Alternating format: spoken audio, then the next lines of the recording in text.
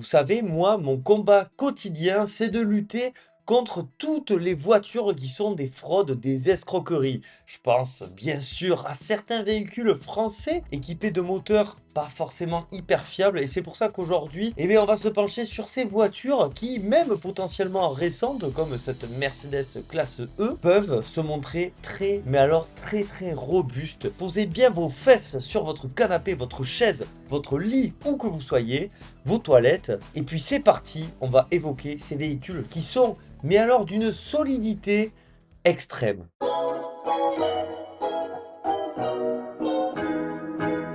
Et on commence avec cette bonne vieille Citroën ZX, même Cotroën ZX. Bon, vous l'aurez compris, c'est une faute de frappe. Il s'agit bien sûr d'une Citroën ZX. Alors celle-ci, c'est assez marrant parce qu'elle est à Orléans. Et Orléans, certains d'entre vous connaissent, c'est juste à côté de Tarbes. Donc je serais potentiellement amené à croiser ce véhicule qui, du haut de ses 590 000 km, est encore roulant. Donc celle-ci, bien sûr, elle est animée par le moteur TD 90 chevaux. Enfin, j'ai l'impression, en tout cas, là, il met 90 chevaux, mais en dessous, 1,9 litre D. Je pense que c'est plutôt la version D d'ailleurs, hein, qui était hyper solide. Et pour la petite anecdote, ben moi, c'était ma première voiture, la 206, avec ce moteur. Et c'est vrai qu'elle était hyper solide. Bien sûr, je ne pourrais pas couvrir tous les véhicules solides, mais c'est bien, vous savez, j'ai déjà fait quelques fois, faire un petit point actuellement sur les voitures qui peuvent encaisser au moins 500 km. Et moi, je vous assure, ça me fait un bien fou de faire ces vidéos. Déjà parce que c'est très facile en montage, on va pas se le cacher, mais surtout parce que ça permet de se faire aussi un véritable avis entre les réputations de certains constructeurs et la réalité des faits. Parce que ça, ces voitures, elles les ont fait ces kilomètres. D'ailleurs, je m'efforce à faire quand même un tri pour enlever les voitures qui sont un petit peu louches, hein, parce que des fois, hein, il y a des gens, soit ils font des fautes de frappe, soit, bon, c'est un peu bizarre, quoi. On continue avec cette magnifique Nissan Almera Tino, 2 litres de VDI, c'était OK, donc elle est de 2002, 568 000 km. Et alors, ce moteur, il était à la hauteur de la réputation des constructeurs japonais, notamment de Nissan à l'époque. D'ailleurs, mon père avait une Nissan Almera tout court, c'était très très moche. Par contre, c'était d'une robustesse assez incroyable. Et l'Almera Tino, c'est la même chose, elle est complètement oubliée aujourd'hui, mais vous voyez, c'est une bonne voiture. Moi, son look, je le trouve plutôt sympa, et c'est surtout hyper solide. Le Volkswagen T4 Multivan, alors celui-ci, c'est vrai que je l'ai vu à de multiples reprises, notamment de cette époque-là, c'était hyper solide, voilà. Et il y en a plein qui tournent autour de 500 000 km, je trouve ça dingue. Bien évidemment, en diesel, comme quoi, hein, à une époque, Volkswagen, c'était vraiment très très sympa, parce que ça coïncide aussi à l'époque du fameux, du saint 1,9 litre TDI. Alors celui-ci sur la vidéo de la semaine dernière d'ailleurs, je me suis permis de l'écorcher lorsqu'il était placé dans le moteur de l'Audi A4 et ça je sais que certains d'entre vous, ils l'ont eu en travers, hein. Je peux comprendre parce que c'est vrai que c'est un mythe ce moteur. Bon ici c'est même pas le 1,9 litre, hein, c'est un 2,5 litres, 151 chevaux, ça reste très très solide. On continue avec du Volvo et ça du Volvo je suis content parce qu'il n'y en a pas qu'un. Bon celle-ci là c'est la brique emblématique à une 760 turbo diesel de 1990, 605 000 km, 3300 €, tout de même. Après, elle a l'air assez propre, hein. Toit ouvrant électrique, siège conducteur électrique, climatisation, intérieur cuir noir en bon état, carrosserie très correcte, courroie de distribution avec pompe changée. Bon, à 555 000 km, c'est dingue, hein. Après, il y a quelques petites choses à faire forcément, mais le véhicule peut parcourir toute distance. Je trouve ça fou, hein. Alors c'est dommage parce qu'il a mis qu'une photo. Parce que là-dessus, j'aurais même voulu voir l'intérieur qui a l'air hyper clean. C'était l'époque bénie de Volvo qui malheureusement aujourd'hui a complètement vrillé en ce qui concerne la fiabilité de ces modèles et c'est terrible. Parce que là, vous voyez, on a une époque, paf, la C30 D5, voilà, on est plutôt sur la fin, hein. En diesel aussi, forcément, c'est une constante, hein. Le diesel est tout pillé, le diesel c'est mauvais, le diesel ça pollue. Oui, mais le diesel c'est solide. Et là, on le voit encore avec cette donc C30 que j'adore, j'aime beaucoup son design. 502 000 km, 185 chevaux. Ah oui, en plus, c'est la Air Design, très jolie, hein. Voilà, on a même une double sortie d'échappement. Le diesel est-il sportif? Je vous laisserai répondre depuis l'espace des commentaires. Je me prononce pas. La C30, le XC90, ce sont des véhicules que j'ai essayé en essence, hein, notamment le XC90 avec ce V8 d'origine Yamaha qui était fabuleux. Et donc là, celui-ci date de 2005. Et finalement, avec le recul, je crois que je préfère celui-ci à son remplaçant qui, lorsqu'il est sorti, je le trouvais magnifique. Mais c'est vrai que celui-là, je trouve qu'il vieillit très très bien aussi. Et puis, il a un côté un peu brut. C'était une véritable belle alternative au SUV un petit peu premium qui commençait à éclore à tout va. En témoigne bien sûr le Cayenne, le X5, le ML, le Q7 qui allait arriver. Bref, c'était vraiment la folie cette époque. Et le point commun de ces véhicules, donc, c'est que c'est des gouffres à entretenir, mais surtout, c'est que globalement, ils étaient tous très solides. Allez, une dernière pour la route, hein, vous voyez, hein, après 2010, c'est compliqué de trouver des Volvo, malheureusement, avec beaucoup de kilomètres. Déjà parce que le laps de temps est plus court, forcément, mais surtout, hein, malheureusement, parce que c'était devenu quand même sacrément moins fiable. Bref, ici avec cette V70 D5 Summum Geartronic, ah, magnifique, 526 000 km, quand même 4000 euros, hein. Bon, voilà, hein, ça se vend assez cher ces véhicules. Après, bah, c'est hyper solide. D'ailleurs, arrivera sur la chaîne, pas encore, hein, mais l'essai d'une V70 de 3e génération et de 1re génération, en version un petit peu plus dynamique. J'ai vraiment hâte de vous en parler davantage, parce que c'est vrai que Volvo, c'est une marque quand même qui, je trouve, mérite plus d'éloges, en tout cas sur cette période. Et c'est vrai que sur la chaîne, j'ai pas tant couvert que ça cette marque suédoise emblématique. D'ailleurs, à l'image de Saab, j'en ai toujours pas parlé, et pour le coup, il n'y a même rien de prévu dans les mois, semaines à venir. C'est assez dommage. D'ailleurs, voilà, c'est un petit appel, si jamais quelqu'un a une Saab proche de Bordeaux, n'hésitez pas. Allez, comme habituellement, on va parler de Toyota, forcément, hein. Plus de 500 000 km pour les Toyota, c'est hyper facile, notamment sur les Prius. Et moi, je vois énormément de Prius de 3e génération. Je pense que, mis à part la toute dernière, qui je trouve est incroyable mais trop chère, la Prius 3G, c'est sûrement le meilleur compromis. Donc ici, elle a 513 000 km tout de même, et pourtant, elle est à 6 500 euros. C'est dingue, hein. En plus, bon, c'est pas la version la plus reluisante, et en témoignent ces petites jantes qui sont un peu particulières, hein. Moi, j'aime bien parce que, bon, voilà, vous connaissez mes goûts, hein, c'est terrible, mais c'est vrai que c'est un peu particulier. Donc la Prius, ça on le sait, hein, c'est très très très solide, c'est dingue, hein. Toyota, de toute façon, c'est des fous, hein. D'ailleurs, paf, une Prius Plus que j'apprécie beaucoup moins niveau design, mais qui, c'est vrai, est encore plus pratique. D'ailleurs, on en a vu énormément en tant que VTC, Uber, taxi. Voilà, celle-ci, elle a plus de 600 000 km. Par contre, 9 400 euros, je trouve que c'est hyper cher. D'ailleurs, la Prius 3, j'en ai essayé une, mais ça arrivera, vous le savez, hein, dans quelques temps, parce que il y a un assez gros décalage entre les périodes où je tourne et puis le moment où la vidéo va sortir. On continue avec une Toyota Prius Plus, hein, pareil, autour de 9 000 euros, c'est dingue, hein. C'est fou quand même de vendre des voitures autour de 10 000 euros, des caisses qui ont plus de 520 000 km pour cette Prius Plus. Là encore, une Prius 3, hein, 592 000 km en Tib, 7 000 euros. Voilà, donc on reprend un peu la même que l'autre. On va se mettre quand même un petit Toyota 4x4, hein, ça aussi on en voit énormément. Là, les prix, c'est encore plus démentiel, et celui-ci est à 12 000 euros. Bon, après, il faut dire qu'il a que 500 000 km aussi. Par contre, j'adore l'allure, hein. C'est vrai que l'allure est hyper sympa. Et puis ça, je peux vous dire que ça va absolument partout. D'ailleurs, à l'heure où vous regarderez cette vidéo, je serai à Marrakech. Voilà, je pars avec mon meilleur ami.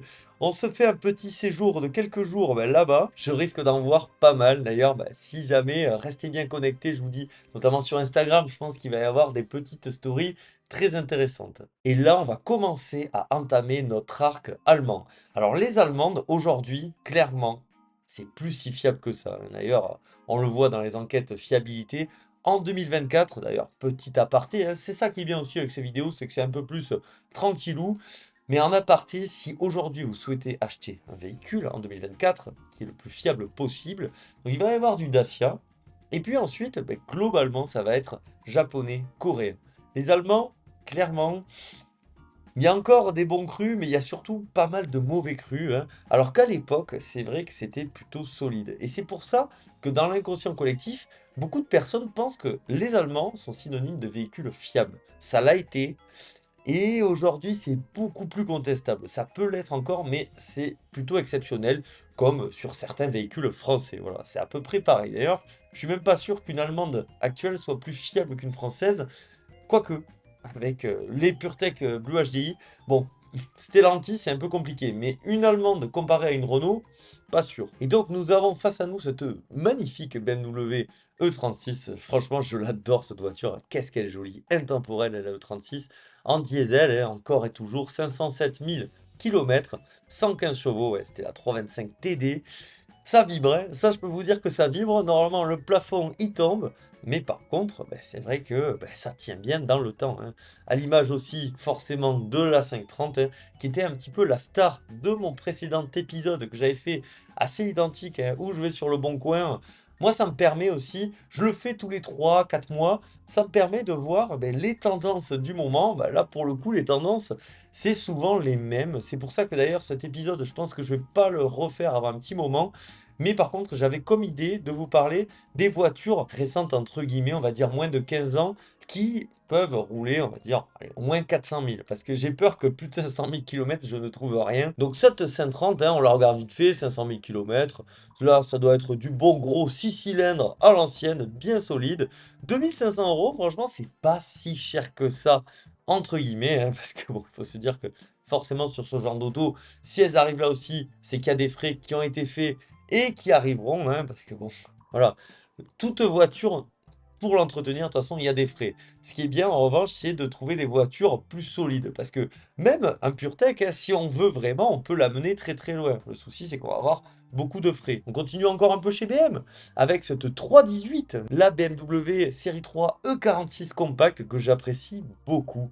D'ailleurs, ben, avant d'acheter la X, j'étais quasi prêt à en acheter une aussi. En version essence, c'était une 316, vraiment assez banale, mais qui avait une jolie présentation. Et bah, vous voyez comme quoi je suis quand même assez éclectique, mais par contre toujours dans les voitures un peu originales, hein, comme en témoigne cette BM 318 là, qui est sympa et qui a quand même fait plus de 500 000 km, bravo à elle. Ensuite, la seule Audi de cette vidéo, et c'est une Audi A3 de première génération. Moi je l'aime bien, la 3 de première génération. Vous savez, hein, je suis pas le plus grand fan d'Audi, bref, vous commencez à me connaître, je pense, pour ceux qui me suivent depuis un moment. Mais c'est vrai que la 3, surtout à l'époque, quand elle est sortie, moi je l'aimais bien. Je trouvais que les clones de Volkswagen de cette époque-là, ben, finalement, ben, c'était pas tant des clones que ça. Et Volkswagen arrivait à mettre une personnalité à chacune des marques. Par exemple, la 3 se voulait plus luxueuse, elle était sympa. La Golf 4 tenait très bien ce rôle de voiture généraliste plus, mais qui fait clairement le boulot. Et puis la Léon, moi c'était ma préférée. Elle témoignait d'un côté un petit peu plus sportif, un peu plus énervé, notamment avec ses couleurs plus criardes, hein, en témoigne le jaune ou encore le rouge qu'il y avait. Sincèrement, j'aimais beaucoup, moi, cette Léon de première génération. Même la Léon de deuxième génération, j'aimais aussi beaucoup. Et alors là, maintenant, on va terminer avec une farandole de modèles, c'est assez dingue. Donc là, on va y aller. Mercedes, bien sûr. Mercedes, c'est fou. C'est pour ça qu'on pense que les Allemands sont hyper fiables. C'est en grande partie dû à Mercedes. Parce que pendant des décennies, ils nous ont fait des voitures indestructibles. Et même jusqu'à il n'y a pas longtemps. Là, aujourd'hui, ça baisse un petit peu quand même en termes de fiabilité. Par contre, en termes de qualité, de fabrication, de matériaux, de technologie, ils sont dingues à Mercedes actuellement. Je pense qu'on vit quand même une époque où Mercedes, ils sont vraiment imposants, je trouve, hein, voilà. Si actuellement je devrais faire le classement des trois, bah, je suis désolé, je pense vraiment pas être biaisé en disant qu'Audi, ils ont un petit peu de mal à se renouveler après une période vraiment faste. BM, ça va, ça alterne un peu, mais globalement ça va. Par contre, Mercedes, ils sont énervés, quoi. Ils sont vraiment énervés et un peu présents partout. Donc là, avec cette Mercedes classe E de l'époque, bah écoutez, hein, 532 000 km, mais il y a eu la version d'après. Voilà, hein, 520 000 km, des prix plutôt accessibles. C'est Martine qui la vend. 177 chevaux. Voilà, elle la met en vente en très bon état moteur et carrosserie. Il roule tous les jours. Bon, par contre, les fautes d'orthographe, des fois, c'est compliqué, hein. Mais c'est quand même assez drôle, hein, ce genre d'auto là. Alors c'est sûr qu'elle présente pas non plus hyper bien. En revanche, elle est toujours là et bravo à elle. Ce qui est fou, c'est la longévité de Mercedes dans la qualité de ses véhicules parce que même en 2010, et ça c'est vraiment rare, hein, on voit pas mal de Toyota Prius notamment de cette époque-là, mais sinon, mis à part des Mercedes classe E, on voit pas grand-chose. Et puis celle-ci, en plus, elle présente plutôt bien, hein, vous voyez, hein, 545 000 km. Bon, 10 000 euros quand même, hein. 545 000 km, c'est dingue. 204 chevaux, bien sûr, là-dessus, c'est du 6 cylindres. 4 litres 9 de conso moyenne. Laissez-moi en être juge quand même, mais c'est super, hein. Ça me fait trop plaisir, moi, de voir des véhicules qui peuvent tenir dans le temps. Je le dis souvent, mais c'est aussi une forme d'écologie, je suis désolé, hein. Voilà, on va accélérer parce que c'est la folie, hein. Mercedes W124, encore une Mercedes W124, 583 000 km. J'ai essayé ce véhicule sur la chaîne, hein. N'hésitez pas à le voir. D'ailleurs, je pense que je le mettrai en fin de vidéo. Alors, n'hésitez pas à vous renseigner sur ce véhicule. Et j'ai aussi essayé une Mercedes qui avait plus de 900 000 km que je mettrai également. Donc voilà, comme ça, vous aurez le choix. Et puis, peut-être que vous comprendrez pourquoi c'était des voitures de fous furieux.